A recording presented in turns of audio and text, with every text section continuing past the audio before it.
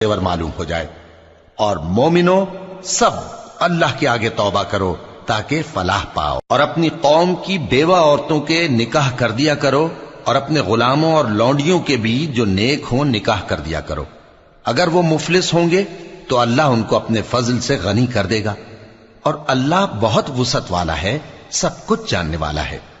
और जिनको ब्याह का मकदूर न हो वो पाक दामनी को इख्तियार किए रहें यहां तक कि अल्लाह उनको अपने फजल से गनी कर दे।